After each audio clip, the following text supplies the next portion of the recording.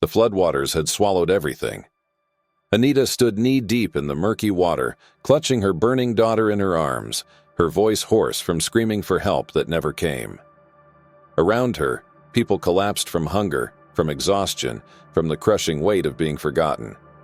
Then, a distant rumble, engines, helicopters, lights cutting through the darkness, and then, as the town stood frozen in disbelief, a figure stepped out. Kamala Harris. The crowd gasped. No one had come for them, until now. The storm had taken everything. Anita stood knee-deep in cold, murky water, holding Ava tightly against her chest. The 5-year-old was burning with fever, her small body shivering uncontrollably. The once familiar streets of her Mississippi town had become a wasteland of collapsed homes, broken power lines, and desperate people wandering like ghosts. The air reeked of sewage and damp wood, and the silence was suffocating. No cars, no voices, just the occasional sound of distant crying and the eerie lapping of floodwater against what remained of their lives. Her feet were numb, but she barely noticed. Hunger clawed at her stomach, but it did not matter. What mattered was Ava, her beautiful curly-haired daughter, who had not eaten in almost 2 days. "Mommy," Ava whimpered, her lips dry and cracked. "I want to go home." Anita swallowed hard, forcing a smile she did not feel. "I know, baby, I know." But there was no home to return to. The storm had not just ripped through the town, it had erased it. For the first day, the survivors clung to hope. They gathered in the town center, expecting the government to step in. Helicopters, military trucks, Red Cross volunteers, someone. But by the second day, that hope had begun to rot. The water had risen, the food had run out, and the first signs of real desperation began to show. A fight had broken out near the collapsed church, 2 men clawing at each other over a single can of beans. Anita had watched in horror as one of them smashed a brick into the other's skull.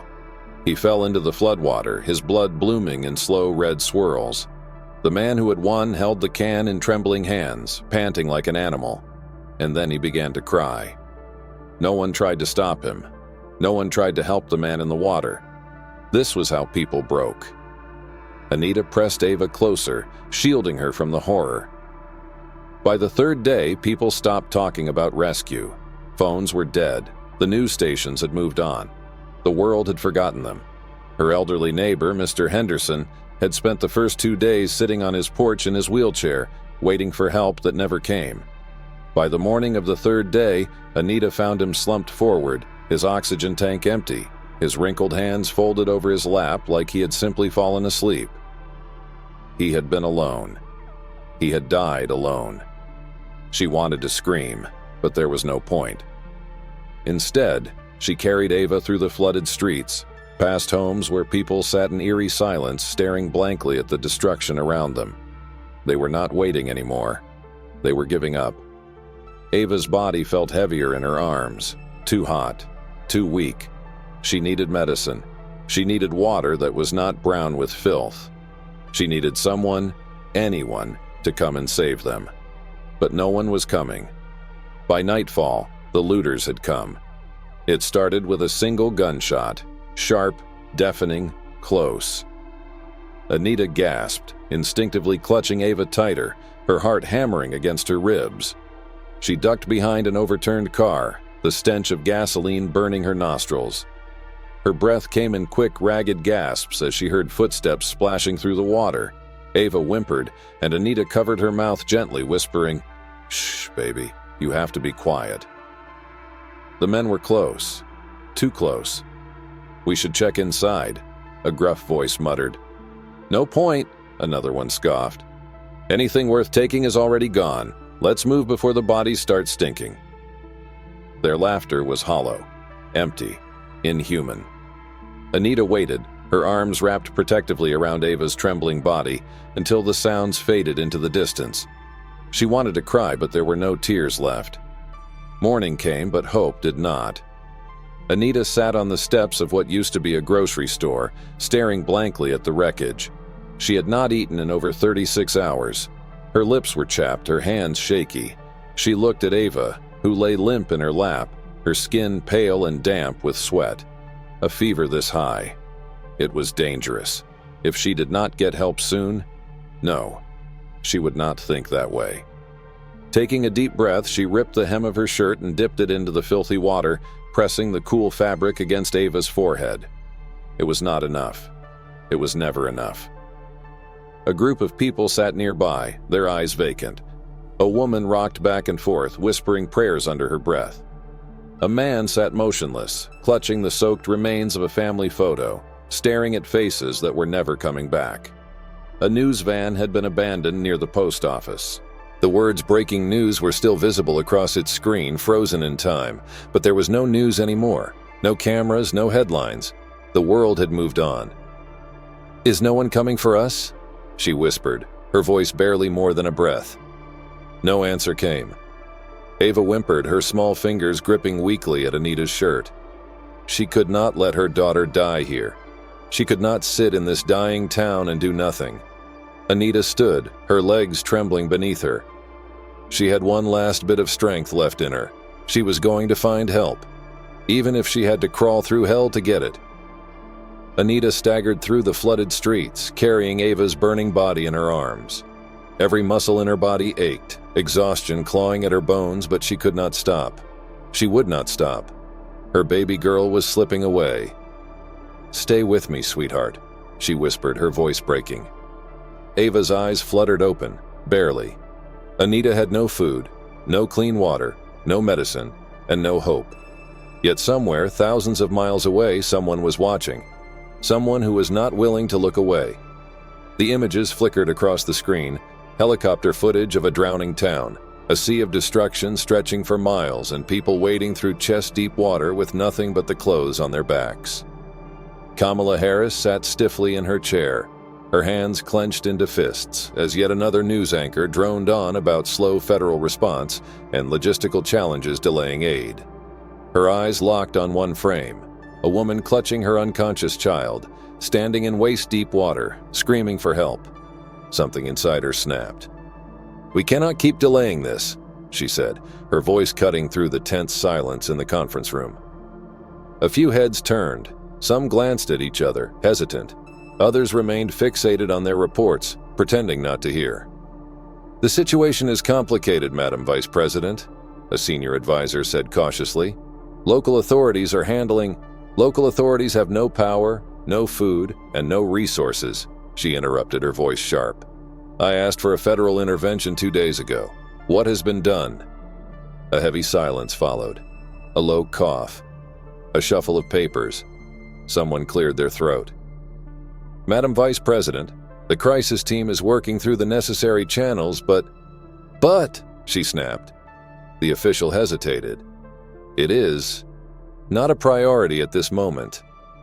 Kamala felt something inside her ignite, a white-hot fury so strong it made her breath catch. Not a priority? Hundreds stranded, starving, dying. And they were saying it was not a priority? She pushed back her chair so forcefully it screeched against the floor. "They are American citizens," she said, her voice dangerously low. "If we do not help them, then who will?" No one answered. She had spent years watching bureaucracy swallow urgency whole. But this was something different. This was neglect on a level she could not stomach. Her pulse pounded in her ears as she turned, pushing past the conference table. If no one was going to do something, she would. Her team knew the moment she stormed into her private office that something was about to happen. Kamala threw open her laptop, her fingers flying over the keyboard as she made calls, sent emails, contacted anyone who had the power to move things faster. She was not going to wait for approval. She was not going to sit in another meeting while children died. "Get me a direct line to FEMA," she instructed her assistant. "Tell them I want an updated logistics report in 15 minutes. "Yes, ma'am." She turned to her chief of staff. "How much emergency funding can we move without congressional approval?" "Not much," they admitted. "But if we can pull in private aid, then do it," she snapped. She grabbed her phone. First, she called billionaire donors. She had spent years in politics and now she was cashing in every favor. Red tape was not going to be the reason people died. Then she called military contacts, people she knew had the equipment to reach them, watching as the first plane was loaded with survival kits. "Ma'am, are you sure about this?" one of her security personnel asked hesitantly. "This is dangerous territory." Kamala turned, her gaze unwavering. "They are not a priority to the people in those offices," she said, "but they are to me." She climbed aboard the aircraft. The engines roared to life. They were going. Finally. Back in Mississippi, Anita knelt in the mud, Ava's breathing ragged in her arms. She did not know how much longer her baby could hold on. She did not know how much longer she could hold on. The sky had darkened. The wind had picked up again. Somewhere in the distance, another house collapsed under its own weight. She was slipping into that place beyond fear, where everything was numb, empty, silent. And then, a sound, distant at first, a rumble, low, deep, powerful. She blinked, disoriented. The noise grew louder, closer. Then, headlights cut through the darkness, engines, helicopters, sirens. The air shifted, alive with movement. The entire town stirred, gasping, whispering. "What is that?" someone murmured. Anita turned her head and her breath caught in her throat. A convoy of trucks pushed through the flooded streets. Helicopters hovered low, spotlights slicing through the shadows. People emerged from their homes, staring in disbelief. And then, through the chaos, through the rushing of boots on water, through the stunned gasps, a figure stepped forward. She was not wearing a power suit. She was not standing behind a podium. She was here. Kamala Harris. People froze. Their breath hitched. Someone dropped to their knees, weeping. No one spoke. Until finally, a voice broke through the silence. Small, weak, trembling. Anita's voice. You came for us?" Kamala stepped forward, kneeling beside her. "Of course I did." And for the first time in days, Anita cried. She was not alone anymore. Anita's arms were trembling. Her grip on Ava had loosened, not because she wanted to let go, but because her body was failing her. The fever radiating from her daughter's frail body was unbearable. She had done everything she could. She had fought. She had prayed. She had begged the sky for mercy. But the sky had remained silent. Her vision blurred as exhaustion took its final hold. She felt the warmth of Ava's small hand slipping from hers, felt the weight of failure pressing against her chest. Somewhere nearby, a man collapsed into the murky water, too weak to stand. His wife screamed, but no one moved to help. Another person, a woman in her 60s, sank down onto the remains of a porch, her eyes distant, her lips cracked. The town was not dying. It was already dead. Ava let out a faint whimper, and that was when Anita knew it was over. She could not save her. She could not save herself. Her knees buckled and she dropped beside her daughter, cradling her one last time. Then, it happened. At first, it was just a hum in the distance, a low rhythmic vibration that was too soft to matter. Then the ground beneath her trembled. Then the air shifted. Then the sound came. Deep, powerful, deafening. Not thunder, not wind, something else. She forced her eyes open, blinking rapidly, and then a flash of white light. For one horrifying second, she thought the world was ending, that the storm had come back to finish them off. Then she heard it, the sound that had not been heard since the storm first struck. Engines loud, roaring, powerful. Somewhere behind her, someone screamed. Somewhere to her left, a child gasped. Somewhere ahead, an elderly man dropped to his knees, sobbing. Anita turned her head, and that was when she saw it. Headlights cutting through the darkness, engines pushing through the floodwaters, helicopters slicing through the storm-heavy sky, trucks, military vehicles, searchlights, emergency workers. And then, the moment that made the entire town stop breathing. The car door opened. A figure stepped out. And the people froze. No one moved. No one blinked. No one dared to believe it. because standing there in the very heart of devastation, her feet sinking into the mud, her gaze scanning the broken, hopeless faces before her, was Kamala Harris. For the first 5 seconds, no one spoke. Not a single voice cut through the air. It was as if the entire town had forgotten how to breathe. Anita's heart pounded against her ribs. She must be hallucinating. This was not possible. She had dreamed of rescue. She had imagined a convoy of relief workers arriving, imagined hearing the distant hum of helicopters bringing hope, but in her dreams it was never this. It was never her. Someone gasped, sharp and raw. A woman covered her mouth with both hands and let out a strangled sob. A man collapsed onto his knees, his shoulders shaking, and then the moment shattered, because someone whispered the words that broke the silence completely. She came for us. And with those words, the town exploded. People sobbed openly. People dropped to their knees, gripping the mud in their fists. People cried out in voices that had gone hoarse from suffering. They had been abandoned. They had been forgotten. And yet, she was here. She was real. She had not sent a speech. She had not given a promise. She had come herself.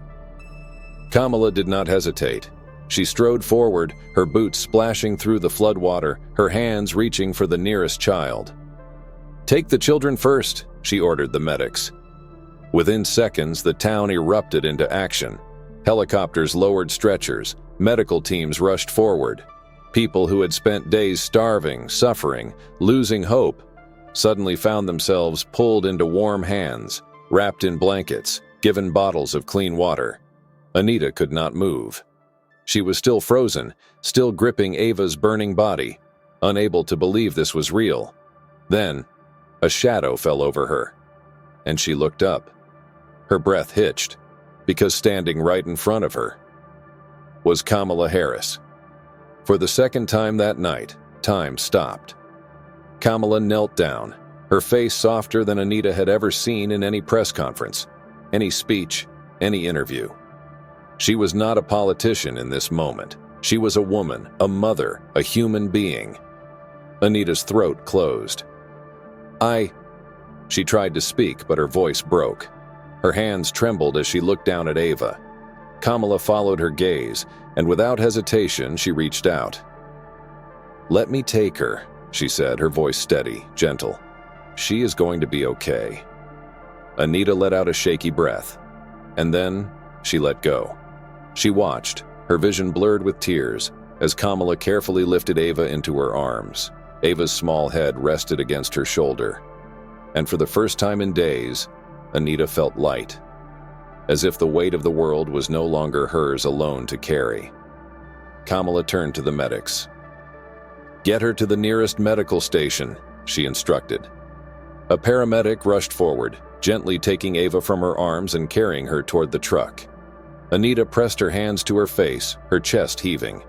She had spent days thinking no one would come, that they had been forgotten, and yet, here she was. Kamala placed a firm hand on Anita's shoulder. "You are not alone anymore," she said, and for the first time in days, Anita believed her. The hospital smelled like antiseptic and something faintly metallic, the scent of sterile hope and lingering tragedy. Anita sat by Ava's bedside, her fingers gently tracing the tiny hand that lay limp in her own. Her daughter was alive, warm, breathing, but the sound of her weak inhalations still sent fear slicing through Anita's chest. She had spent days holding Ava as her body burned with fever, days watching her slip further into a place where mothers could not follow. But now there were 4 lines. There were monitors beeping softly, measuring the life that she had feared was slipping away. A nurse stepped into the room, her expression gentle but firm. "She is strong," the woman said. "She is going to be okay." Anita let out a shaky breath, her body collapsing into itself as if she had been holding her entire existence together with sheer willpower. She wanted to believe it. She needed to believe it. But even with Ava recovering, her heart still carried the weight of every mother who did not get to hear those words. Somewhere far from this quiet hospital room, the world was on fire. News channels ran endless loops of footage from the ground, drones capturing the devastation, interviews with survivors who had been days away from dying. But none of it was louder than the headline that screamed across every network. Kamala Harris defies government orders to save abandoned town. It was a scandal, a controversy, a political earthquake. Pundits dissected every decision, every move, every consequence. She went against protocol. She acted recklessly. She should not have taken matters into her own hands. But the people, the ones who had seen the suffering firsthand, the ones who had lost, the ones who had begged for someone to care, they did not see recklessness. They saw a woman who had refused to look away. A video had gone viral. Grainy, shaky footage taken by a survivor, capturing the moment Kamala had stepped into the floodwaters, lifting a child into her arms. No soundbite, no speech, just action. And the world saw it. The hashtag number sign, "We Were Not Forgotten," began trending, filling feeds with pictures of survivors, of volunteers, of children who had been pulled from the brink. Protests erupted outside government offices, demanding answers. Why did it take Kamala Harris to save them? But in that hospital room, in the silence of rebuilding a life that almost ended, Anita did not care about politics. She only cared that her daughter was still breathing. Recovery did not come all at once. The hospital was filled with too many stories like hers. Mothers who had held their children through fever and hunger. Fathers who had waded through floodwaters with nothing but faith that someone would come. Some of them had made it, some had not. And the weight of that knowledge was something no survivor would ever fully escape. Even as the town began its slow rise from the wreckage, power lines restored, roads cleared, relief efforts finally in motion, the scars remained. The faces of those who did not survive lived in the shadows of those who did. At night, when Anita closed her eyes, she still heard the cries from the streets. She still saw the vacant stare of Mr. Henderson on his porch, oxygen tank empty, waiting for a rescue that had come too late. And she still felt the fear that had wrapped itself around her heart like a noose. The only difference was, this time, she knew she was not alone. The day Kamala arrived at the hospital, Anita almost did not believe it was real. The Vice President of the United States did not belong in a hallway lined with makeshift beds, in a building where doctors were still overwhelmed with the aftermath of failure. Yet there she was. Her presence was not loud. She did not come with cameras or an entourage of politicians. She came as a woman who had stood in the same floodwaters, carried the same broken bodies, looked into the same eyes that had begged for salvation. When she walked into Ava's room, Anita's throat tightened. For a long moment, they just looked at each other. Kamala, in her simple jacket, dark circles under her eyes, exhaustion written in every line of her face. And Anita, still sitting beside Ava, still holding on to her daughter like she might vanish if she let go. Neither of them spoke right away. Then, finally, "Thank you," Anita's voice cracked. You did not have to come." Kamala exhaled softly. "Yes, I did." There was no grandeur in her tone, no practiced speech, no rehearsed sentiment, just truth, because there had been no other choice. She looked down at Ava, whose small chest rose and fell in steady breaths. "She is strong," Kamala murmured, "just like her mother." Anita bit her lip, fighting back the flood of emotions that threatened to drown her.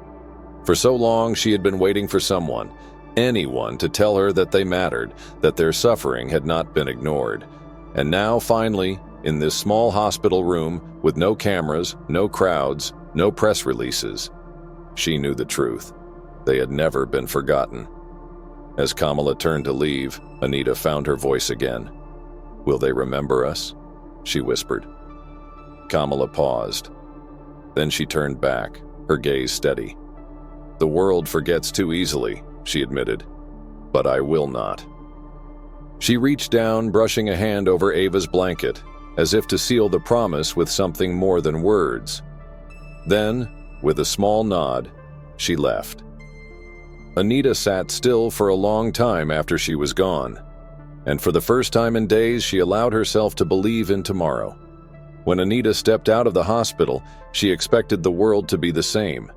She expected the broken town, the silence, the empty streets.